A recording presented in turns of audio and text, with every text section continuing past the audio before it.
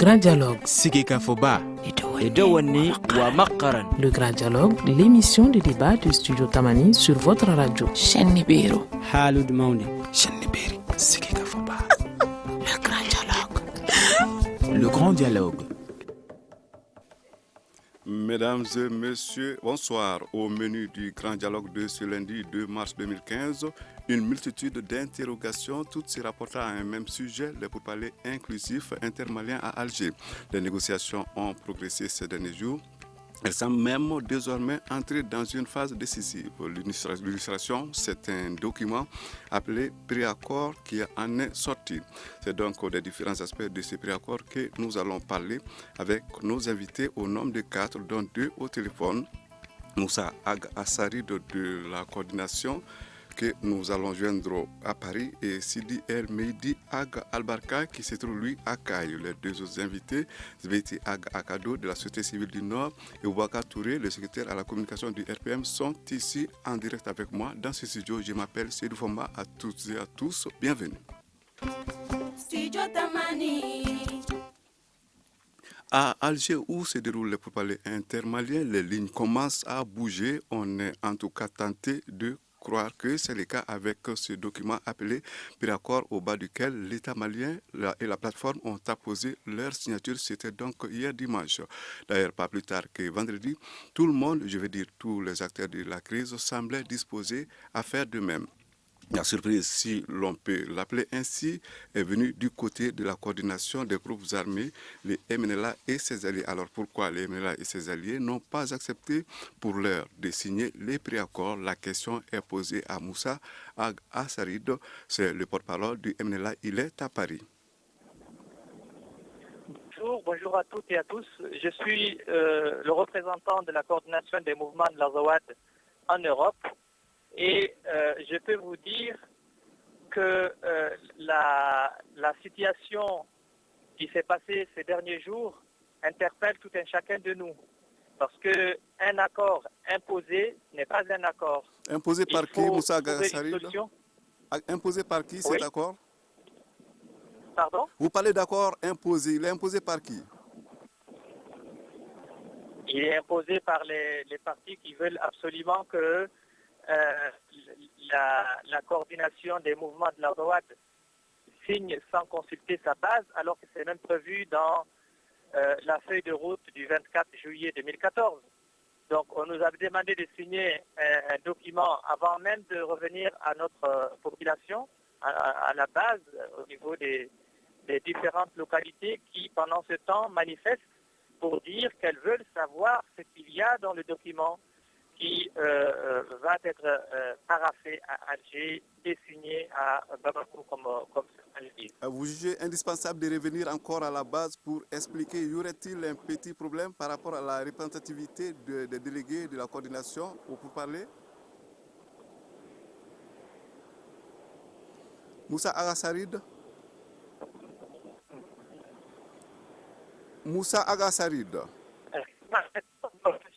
Alors, je crois que la ligne se détériore. Nous allons tenter, si elle n'est pas un peu mieux que cela, nous serons obligés de revoir plus tard. Je disais, vous estimez qu'il faut absolument revenir encore à la base pour expliquer. Je voudrais donc vous demander s'il y a un problème par rapport à la représentativité des délégués de la coordination pour parler.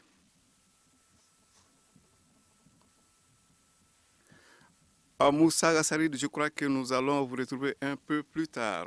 Alors, nous allons essayer de revenir ici dans ce studio. Nous parlions tout à l'heure du refus du mouvement, de la coordination donc des groupes armés de signer les documents. Alors, vous qui êtes ici dans ce studio, M. Touré Bouakar et M. Akado, pensez-vous qu'on doit banaliser ce cas en se disant que ce n'est que partie remise? M. Touré? Bonsoir aux auditrices, auditeurs de Studio Tamani et Radio Connecté sur le réseau Tamani. Banaliser, d'abord, je respecte généralement l'opinion de l'autre. C'est une pratique démocratique. Si on fait recours à ça aujourd'hui, c'est peut-être pas mauvais, mais en toutes circonstances, on doit avoir le même réflexe. Avant les premiers coups de feu, c'était intéressant de consulter la base, Mais si c'est par cette voie que nous devons arriver à la paix définitive, durable et globale dans un Mali indivisible, laïque, républicain et démocratique, rien n'est de trop et rien ne vient tard pour arriver à une solution durable. Je respecte dans ce cas-là l'opinion, la position prise, tout en espérant que si on parle d'accord imposé aujourd'hui, cet accord s'impose par la souffrance que vivent les Maliens vivant dans cette zone qui est sous pression d'insécurité depuis un certain nombre de temps. Je crois que nous avons Moussa Assarid en ligne.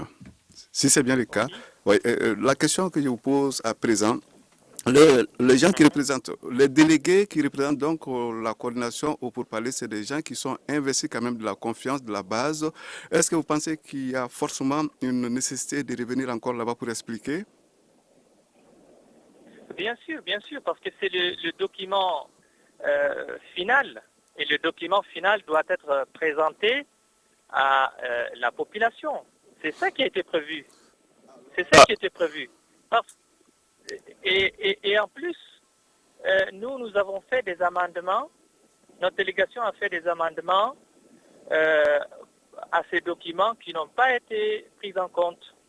Donc, pour cela, nous avons fait une déclaration hier et nous avons demandé à ce que il y ait une restitution de ce document qui va d'une bonne, dans le bon sens.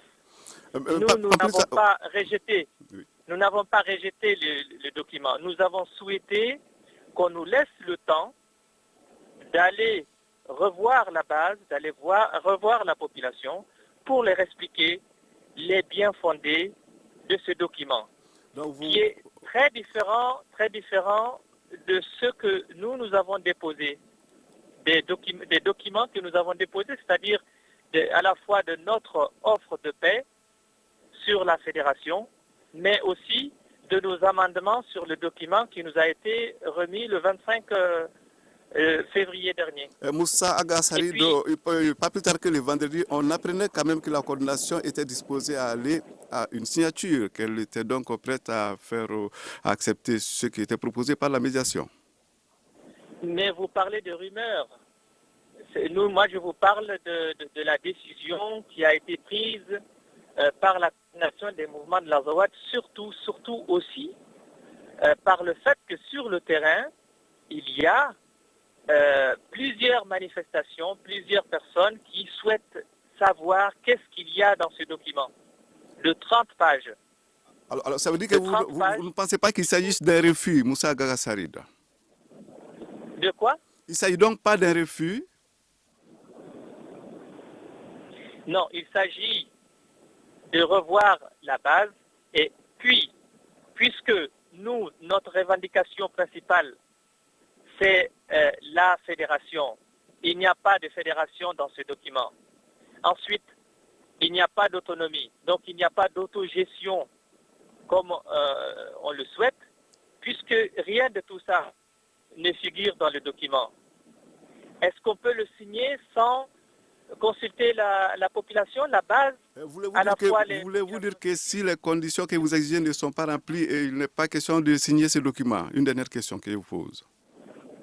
On ne pouvait pas signer le document de décentralisation sans consulter à la fois les populations civiles, mais aussi les combattants qui sont sur le terrain et qui ont le droit de savoir exactement ce qui est écrit dans ce document et qui va les engager demain.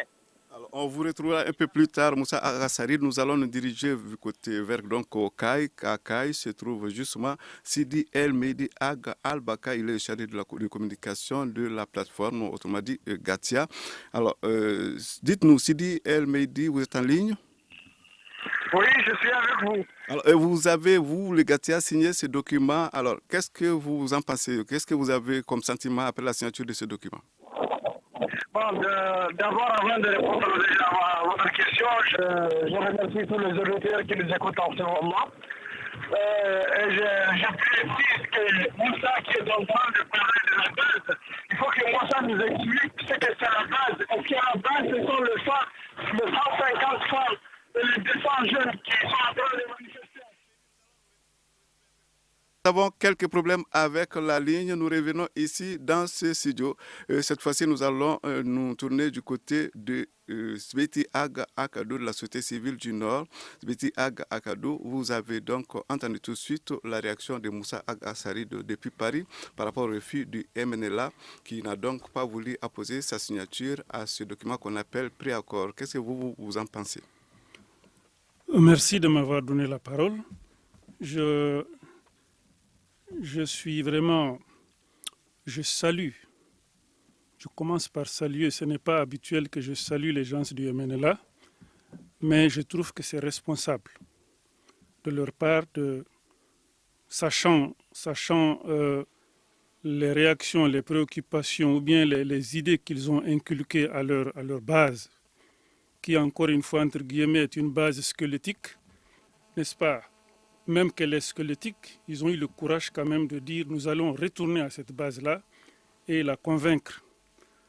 Mais en même temps, je suis convaincu que c'est du cinéma qu'on est en train de faire. Quand Moussa Aga Assari pense que ce qu'ils ont cherché, ils ne l'ont pas obtenu, nous disons qu'ils l'ont largement obtenu.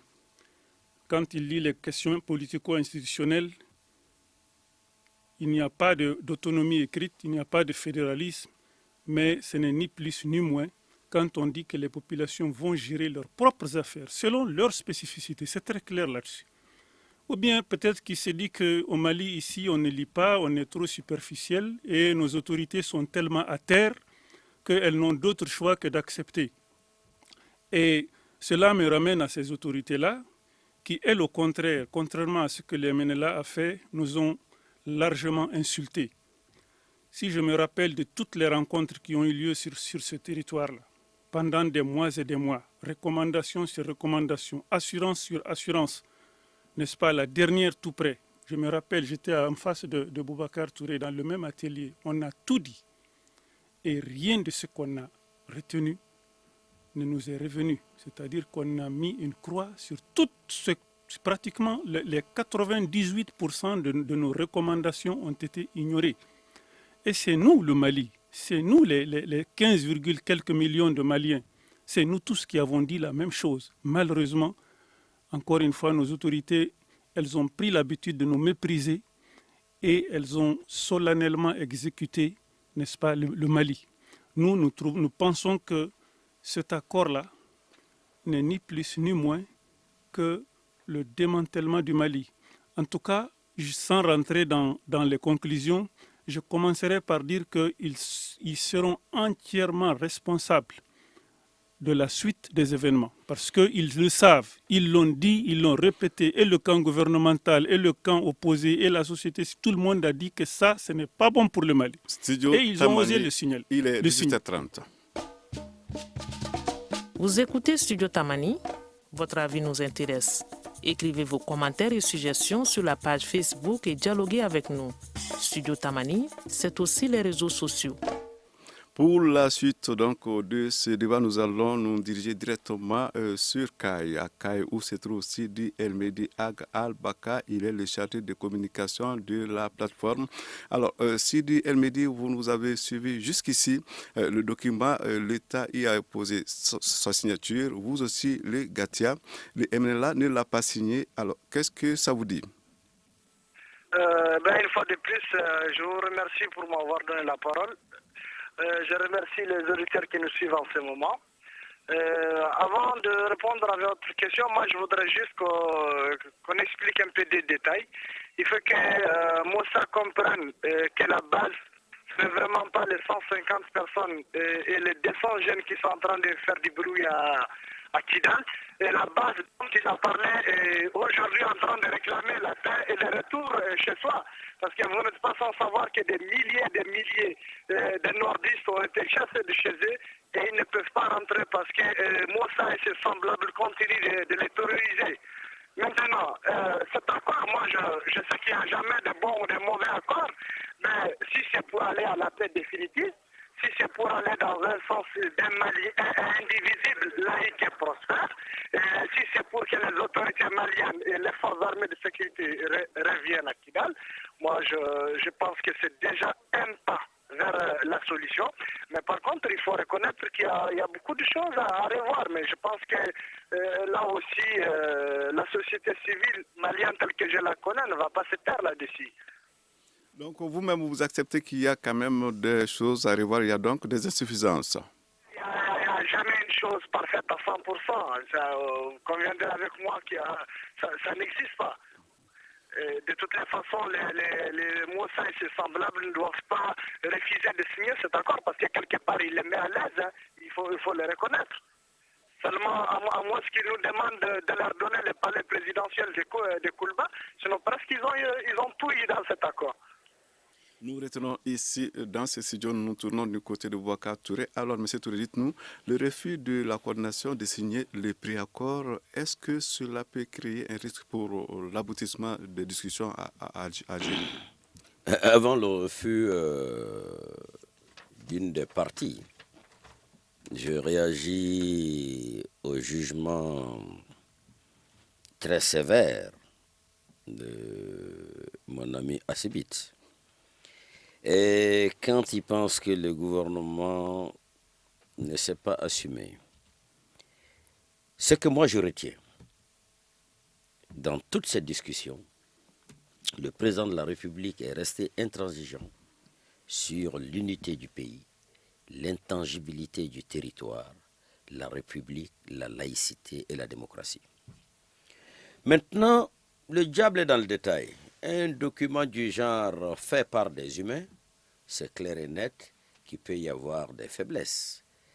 Mais au-delà de ces faiblesses, il y a des mesures d'accompagnement dans l'application. Il y a des systèmes d'évaluation, de réajustement. Et intégrons que c'est une œuvre humaine qui a besoin de perfection au fur et à mesure qu'on avance. Mais l'important aujourd'hui, que les armes se taisent et que l'État soit sur toute l'étendue du territoire. Une fois cela fait, tout le reste devient gérable. Monsieur Touré, dites-nous, est-ce que vous pensez que Bamako va lui aussi éprouver le besoin de s'expliquer sur le préaccord? Absolument, absolument. Déjà, quand il y a des voix discordantes, quand tu lis la presse aujourd'hui, quand tu vas sur les réseaux sociaux, c'est clair et net qu'il y a des explications qui s'imposent.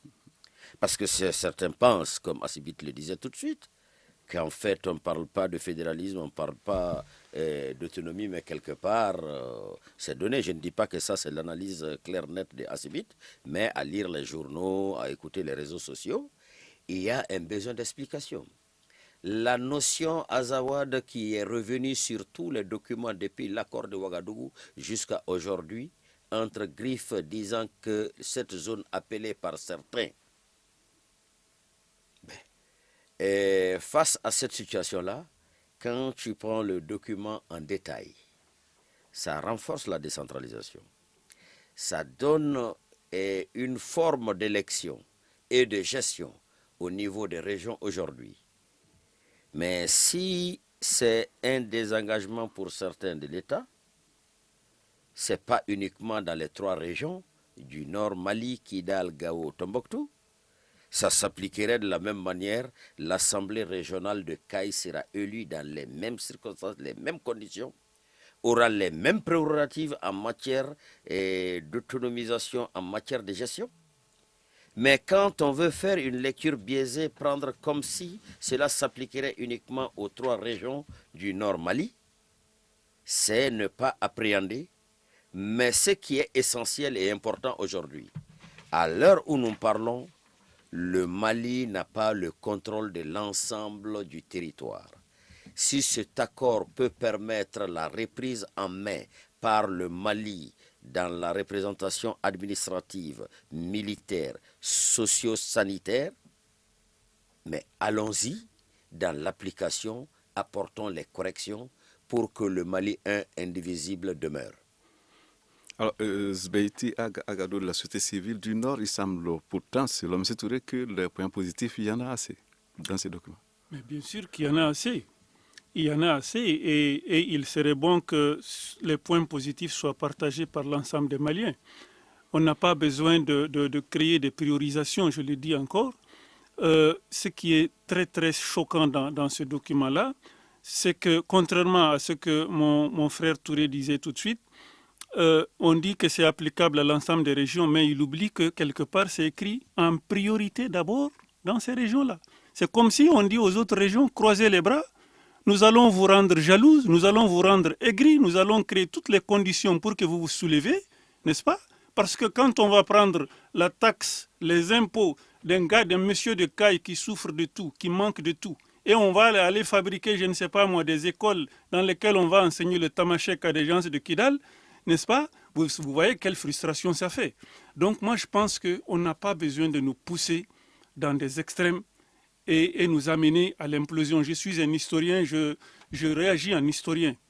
Je ne réagis pas en nordiste ni en sudiste, je réagis en malien tout court. Et je sais qu'on ne construit pas une nation en priorisant, n'est-ce pas, des communautés sur d'autres, en priorisant des régions sur d'autres, quand c'est écrit ici que 3 régions auront la latitude de créer leur conseil. Mais ça va se faire chez elles d'abord, c'est écrit ici, vous l'avez signé, ça veut dire que vous allez les observer. Et pendant ce temps, c'est du temps qui va s'écouler. C'est du temps pendant lequel les engagements dans lesquels vous vous êtes engagés ici, vous ne pourrez pas les réaliser. Parce que quelque part, il est écrit que c'est la communauté internationale qui va vous aider. Elle ne vous aidera pas. La communauté qui est venue tirer sur vous ici, la communauté qui est venue vous diviser, la communauté qui est en train de nous imposer cette histoire-là, ne vous aidera pas à réaliser vos engagements. Et vous allez les rater et on vous dira, voilà, vous vous êtes engagé sur ça, vous n'avez pas pu. Et donc, vous donnez libre cours à toutes les autres options. Et c'est de ça qu'on a peur. Et l'histoire retiendra. Retenez cette date-là. Si vous ne revenez pas sur cet accord-là, ça va arriver de mon vivant ou après ma mort. En tout cas, l'histoire retiendra que vous allez tomber dans ce piège-là si vous ne reculez pas à temps. Je précise à Sarid, et je dis à Sarid à Sibit, qu'en matière de gestion des affaires de l'État, et ça c'est une disposition, mais l'État tiendra et veillera à l'équilibre social et local. Vous n'avez pas ces moyens-là, vous ne le pouvez pas. Bon, vous ne pouvez rien. Non. Vous êtes à terre. Alors, je crois que nous allons... Ce que vous n'avez pas pu sauvegarder. Voilà. Maintenant, nous avons Moussa Assari. Ce n'est pas demain que vous allez le Monsieur, excusez. Qu'on soit à terre ne serait pas heureux ni pour toi, ni pour nous, ni pour nous. Alors, on va se comprendre. Je crois que nous aurons, chacun aura l'occasion de s'exprimer. Nous avons en ligne Moussa Assari.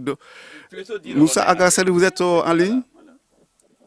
Allô, oui, je vous entends. Voilà. Dites-nous, ce document que vous étiez en train de critiquer tout de suite là, les uns trouvent que bon, il est bon pour l'autre côté. Écoutez, je crois quand même qu'il y a de bons côtés dans ce document, il y a de bons aspects de côtés positifs pour toutes les deux parties, non? Il y en a suffisamment dans ce document? Moi, je suis d'abord très content, vraiment, cette fois-ci, pour une fois, de parler avec vraiment des gens qui connaissent ce de quoi nous parlons, c'est-à-dire un document qui est écrit, des gens qui aiment leur pays, des gens qui aiment leur population et qui savent ce qui est bien pour eux. Et c'est de ça que nous parlons. Nous parlons de ce qui est bien pour nos différentes populations. Et je salue ce qu'il vient de dire. Mais permettez-moi juste de dire quelques mots à mon frère Sidi. Sidi, je te parle, tu m'entends. L'émission est en français, Moussa Assari, tout le monde comprend français, tous nos auditeurs comprennent français et l'émission est destinée aux auditeurs. Donc si vous voulez vous exprimer sur un point, vous le faites en français. Je vais vous dire que ce qu'il a dit par rapport aux 150 personnes qui manifestent à Kidal, même si ces 150 personnes, elles ne méritent pas d'être humiliées, d'être ignorées.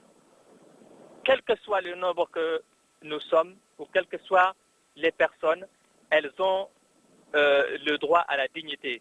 Elles ont des droits à la vie, des droits à l'éducation, des droits à la santé. Et tous ces droits-là, ils sont en train de les réclamer. Comme a dit Estebe tout à l'heure, disons-nous la vérité. Le gouvernement du Mali ne fait que des promesses qu'il ne peut pas tenir. Le territoire est si grand, les moyens sont si minimes, les hommes politiques sont si gourmands, et la corruption gangrène l'ensemble du pays. Mais ne pensez-vous pas que c'est ensemble qu'on peut trouver une solution à tous ces problèmes? La solution, c'est de se respecter et de se dire qu'est-ce que nous pouvons faire ensemble et qu'est-ce que chacun peut faire de son côté. Voilà ce que nous pouvons faire. Et la fédération, c'est ce qu'elle dit. Il y a des compétences partagées, des pouvoirs partagés entre les partis qu'on appelle la fédération, c'est-à-dire l'État fédéral, et il y a des compétences exclusives, des pouvoirs exclusifs.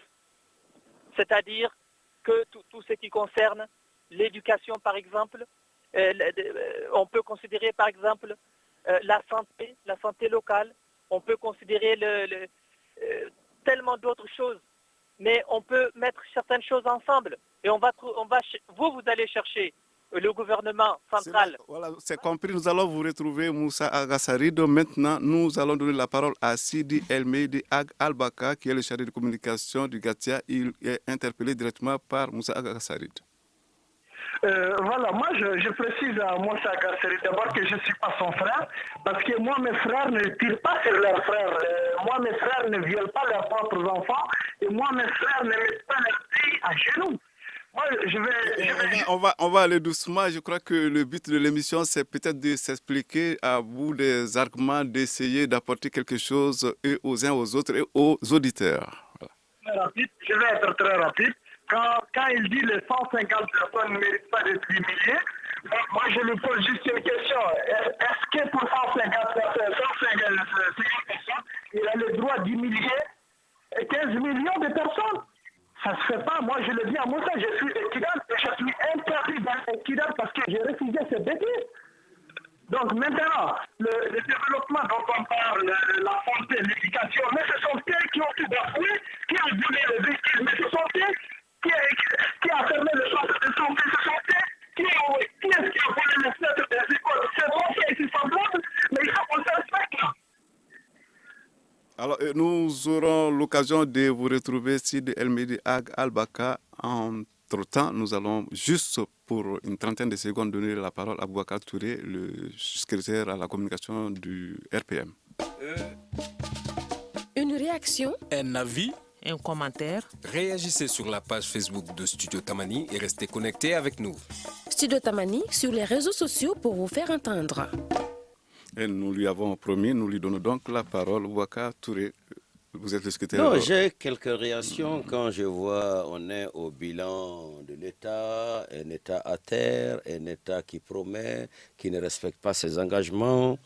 Et Assibit va par rapport au budget et avec un discours incendié, et dire que prendre les impôts de et mettre à, et l'autre qui parle de corruption. Mais est-ce qu'on a évalué de l'indépendance à aujourd'hui combien de milliards ont été investis au nord par solidarité nationale?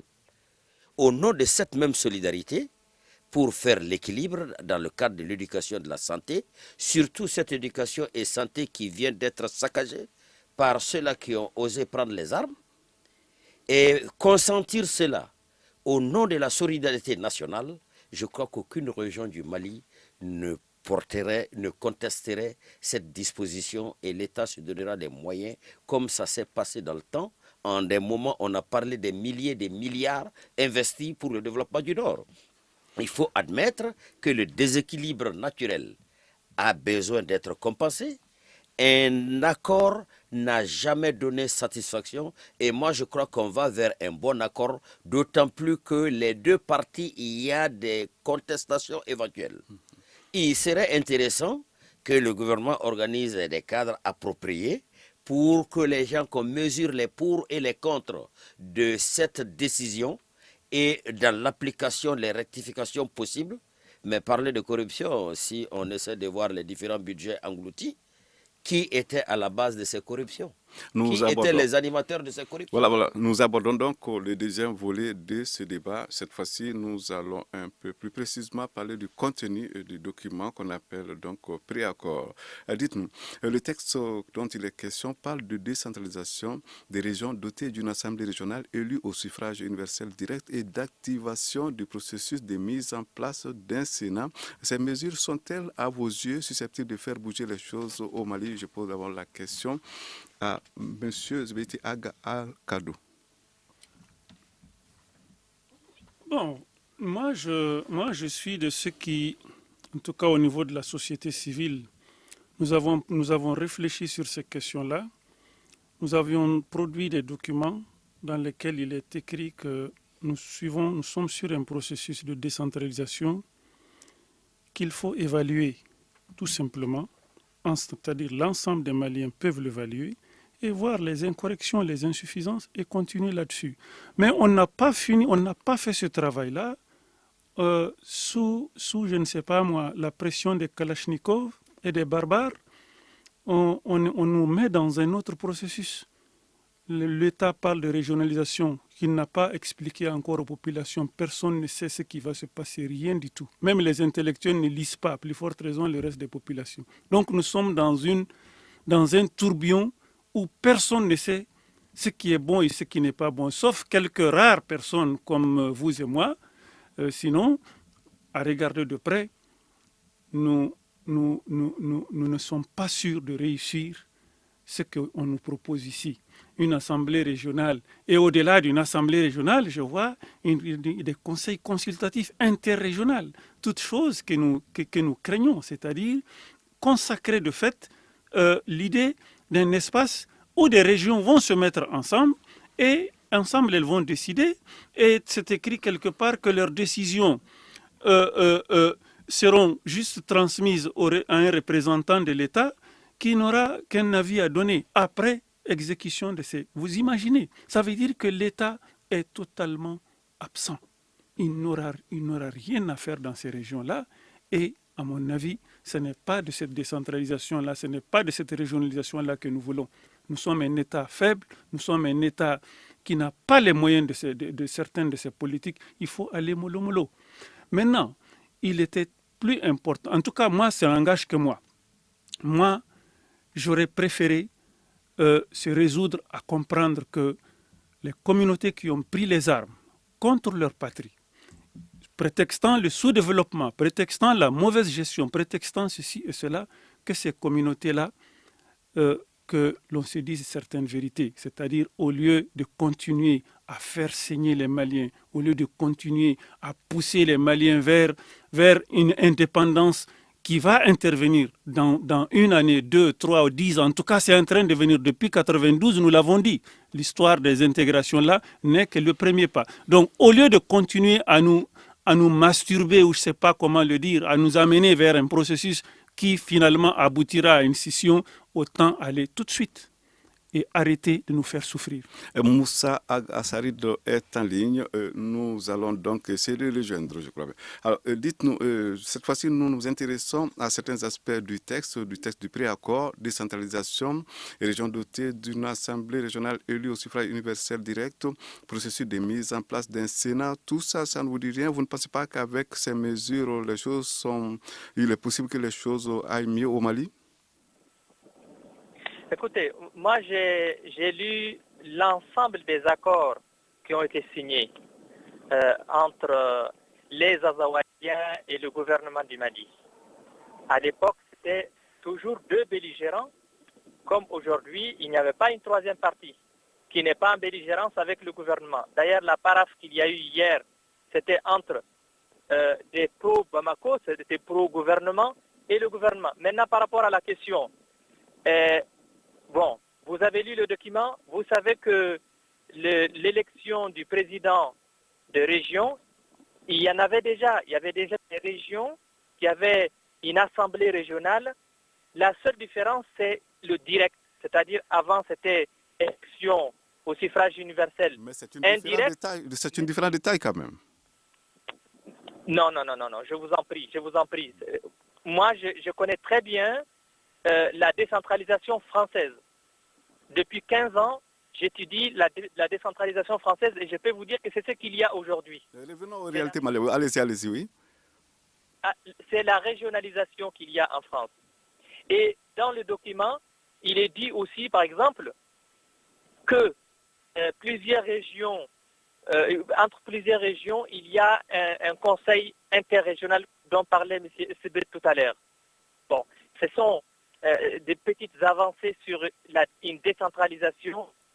En plus, quand on dit aussi que l'État cédera sur le budget, sur le recette du budget, 30% aux collectivités territoriales, mais c'est sur l'ensemble des collectivités territoriales du Mali. Et on ajoute que avec une attention particulière aux régions du Nord. Ça veut dire quoi? Ok, c'est compris, Moussa Gassari, nous allons vous retrouver si le temps le permet. Nous retournons ici en studio. Nous voulons maintenant écouter la réaction de Bouakar Touré, qui est le secrétaire à la communication du RPM. Par rapport à la décentralisation, assemblée. Oui, voilà. Moi, tout de suite, l'autre Assarid, Moussa Agassarid, il est en train de faire ressortir les points positifs. Et le conseil, il n'est pas dit obligatoirement qu'il y aura un conseil consultatif. Les régions qui estimeront qu'ils ont besoin de ce regroupement également pour faire face à certains axes de développement interrégional, mais même maintenant, ça s'opère sans que ça ne soit dit. Et il n'est pas dit que les régions, une fois créées, les régions seront obligatoirement dans cette dynamique. C'est des possibilités offertes pour justement combler certains déficits. Et cette décentralisation, la régionalisation, ne pas comprendre aujourd'hui justement notre mission, c'est d'expliquer. D'expliquer. Et je sais que l'État se mettra également à expliquer de long en large. Nous, organisés en partis politiques, en associations, en société civile, c'est également de notre devoir. Devoir face à la chose publique, d'expliquer à ceux-là qui n'ont pas eu la chance d'accéder à ces informations et à les comprendre. La décentralisation telle que définie dans l'accord est une réponse, comme Assibit même tout de suite introduisait en parlant des différents mots. Santé, école, éducation, qui a été renchérie par Sidi El Mehdi, en doigtant certains acteurs qui sont à la base de ces exactions-là. Si aujourd'hui on a un accord qui puisse arrêter le bruit de la Kalachnikov, que cela soit conduit par l'État, l'État veillera également à l'arbitrage, à l'équilibre, pour qu'il n'y ait pas justement de déséquilibre entre les régions, qu'il y ait une certaine équité dans l'application de la gestion des affaires de la nation. Équité ne veut pas dire égalité. Si cela est compris, l'État, dans ce rôle, s'assumera et cet accord sera conduit à bon port sans que des frustrations d'autres ne naissent de cet accord-là. Alors, nous allons essayer de joindre Kai. À Kai se trouve justement Sidi El Mehdi Al-Kwaka. Il est le chargé de communication de la plateforme, autrement dit Gatia.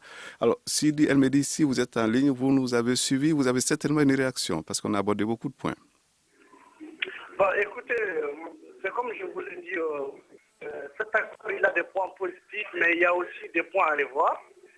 Mais ce que je déplore personnellement, c'est que jusque-là, je n'ai pas senti une idée qui va vers la justice. Parce que moi, je connais bien la crise du nord du Mali. Je ne peux pas comprendre que des gens puissent commettre des crimes contre l'humanité et qui, au nom d'une paix ou d'un accord, on les récupère pour les réintégrer dans la société. Ceux qui ont commis les massacres d'Adjelhok sont à Kidal, qui doivent être arrêtés et jugés. Ceux qui ont commis les massacres des préfets, des sous-préfets au gouvernorat de Kidal sont au sein du MNLA, ils doivent être arrêtés et jugés. Donc, la seule chose que je déplore, c'est l'insistance sur la justice avant d'aller à n'importe quel pays. Nous revenons dans ce studio. On a juste quelques minutes. Nous allons aborder quand même un autre aspect, un aspect que nous avons ignoré jusqu'ici. c'est ce qu'on appelle la période intérimaire. La période intérimaire, vous en savez quelque chose, vous avez pris connaissance du contenu du dossier. En quelques mots, vous allez nous parler de cette période qui doit durer de 18 à 24 mois. Non, mais très rapidement, la période intérimaire, il y a des propositions dans le projet d'accord qui sera finalisé sur le territoire malien.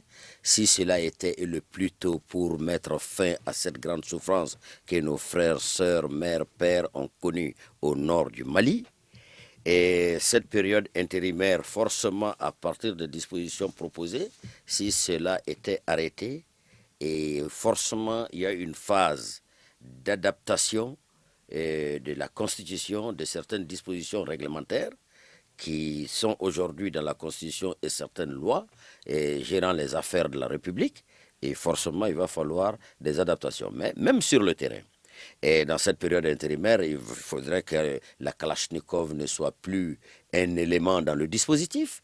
Et cantonnement, désarmement, c'est des choses qui doivent montrer la bonne foi et l'engagement de tous.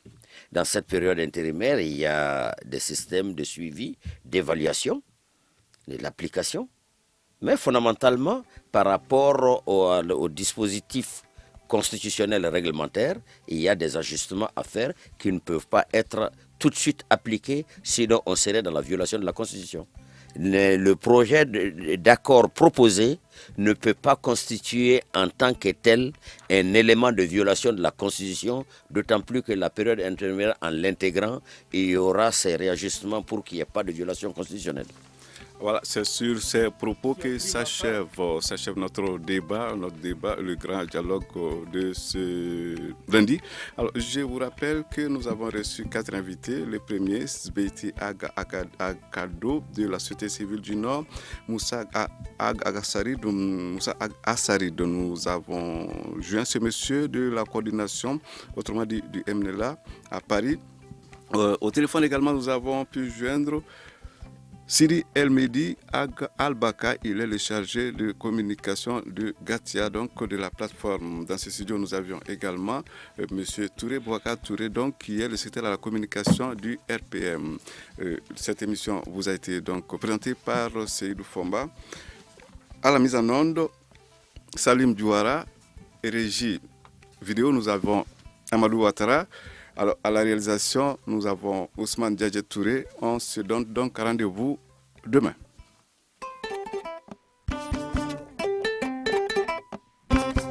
Le grand dialogue.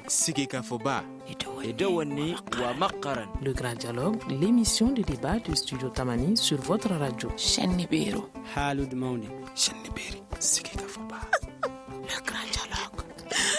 Le grand dialogue.